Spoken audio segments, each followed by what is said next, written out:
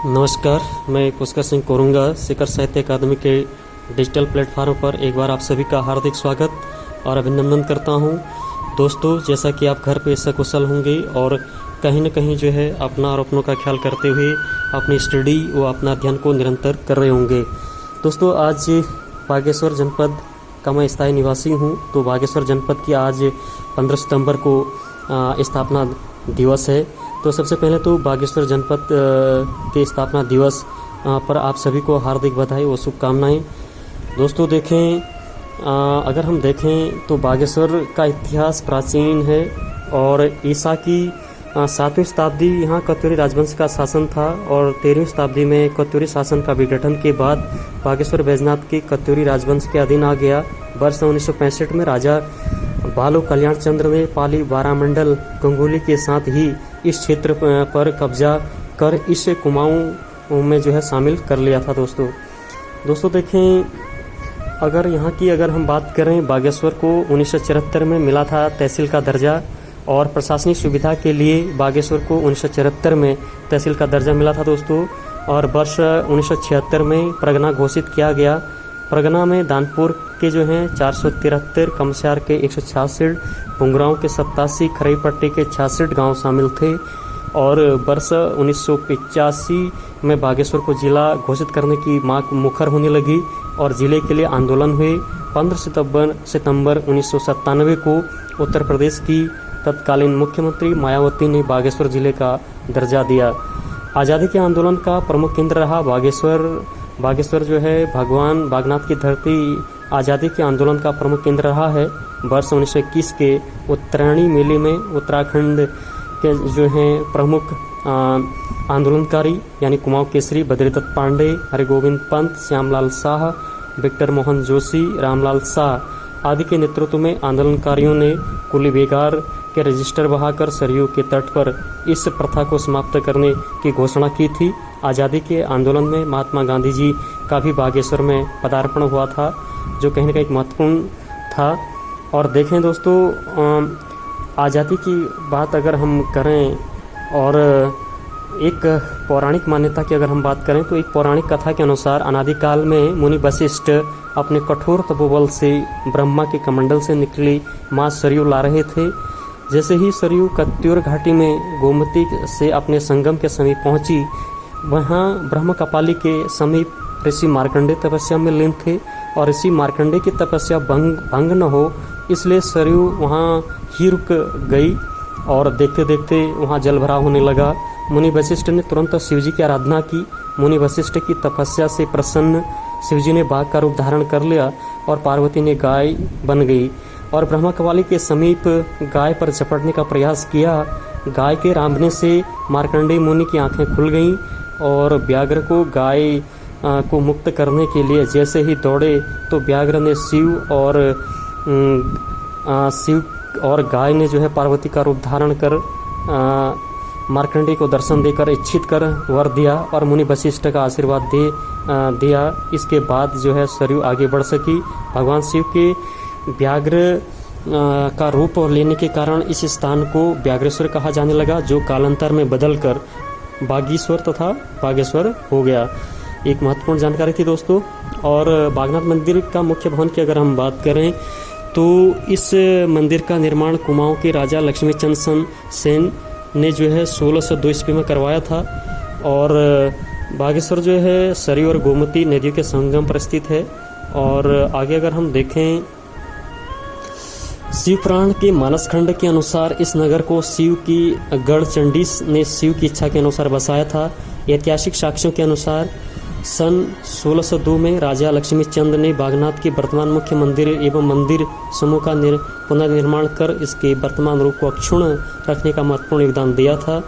और 19वीं सदी के प्रारंभ में बागेश्वर 8-10 घरों की एक छोटी बस्ती थी दोस्तों, और मुख्य बस्ती मंदिर से संलग्न थी। सरयू नदी की पार दुग बाजार और सरकारी डाक बंगले का भी विवरण मिलता है। सन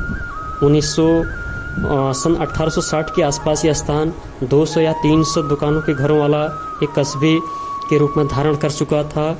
और एंटिक्स के हिमालय गजेटियर में वर्ष 1886 में इस स्थान का स्थायी आबादी 500 बताई गई है।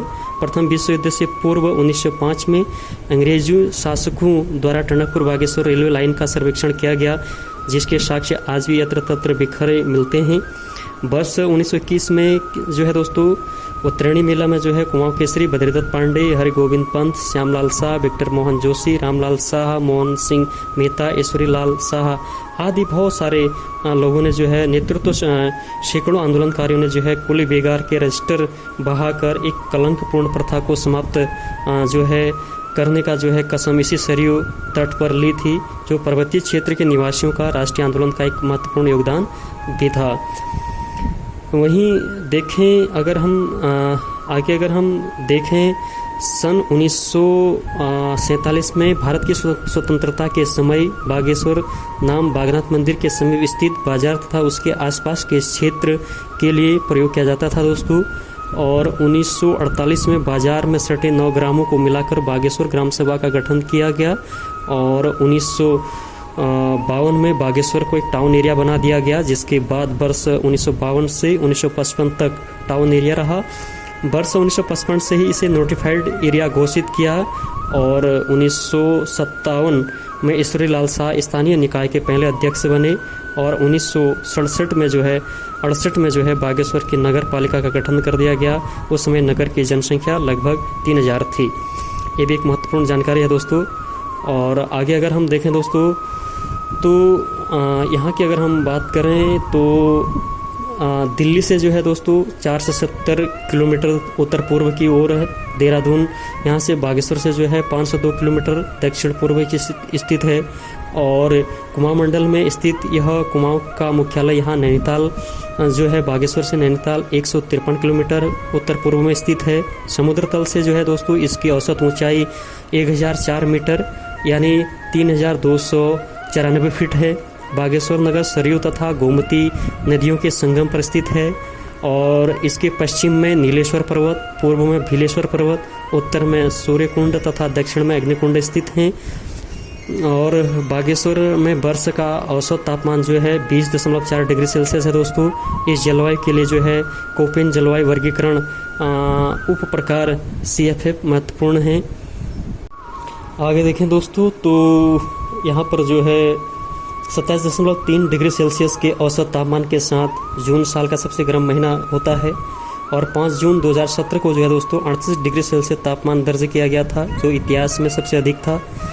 और वहीं अगर आगे हम देखें तो यहाँ की कुल आबादी से अगर हम बात करें तो बागेश्वर का जो लिंग अनुपात प्रति 1000 पुरुषों के लिए है वो 1010 महिलाएं हैं, जो राष्ट्रीय औसत 940 महिलाएं प्रति 1000 पुरुष की तुलना में अधिक है। लिंग अनुपात के मामले में बागेश्वर उत्तराखंड में चौथे स्थान पर है। बागेश्वर की औसत साक्षरता दर जो है 80% है, जो राष्ट्रीय औसत 72.1 से अधिक है और 84% पुरुष और 76% पुरुष महिलाएं जो हैं साक्षर हैं। जनसंख्या की का जो है 11% साल से कम उम्र के हैं और 2291 लोग अनुसूचित जाति से संबंधित है, जबकि अनुसूचित जनजाति के लोगों की आबादी 1085 है। और बागेश्वर की जनसंख्या 2001 की जनगणना के अनुसार जो है 7803 थी और 1991 की जनगणना के अनुसार जो है 5772 थी। तो ये एक महत्वपूर्ण जानकारी है।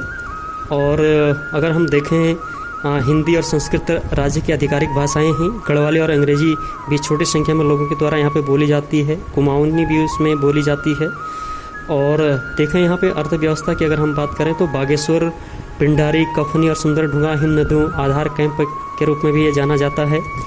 बागेश्वर एक समय में कुमाऊं का एक प्रमुख सुहागा मंडी हुआ करती थी। तिब्बत के जो है दोस्तों ज्ञानामा और गढ़तोप से होते हुए भोटिया व्यापारी बागेश्वर आकर अल्मोड़ा के बनियों से सुहागे का क्रय विक्रय करते थे।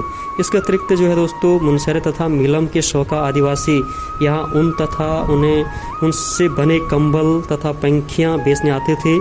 जनवरी माह में लगने वाला उत्तरायणी मेला जो है दोस्तों यहाँ पर एक महत्वपूर्ण है। और जो उत्तरायणी मेले में जो है उत्तर से चटाइयाँ, तिब्बत, ऊन, सुहागा तथा खाल, दक्षिण से बर्तन तथा कपड़े आदि स्थानीय लोगों के द्वारा जो है यहाँ संतरे तथा अनाज का व्यापार भी होता था।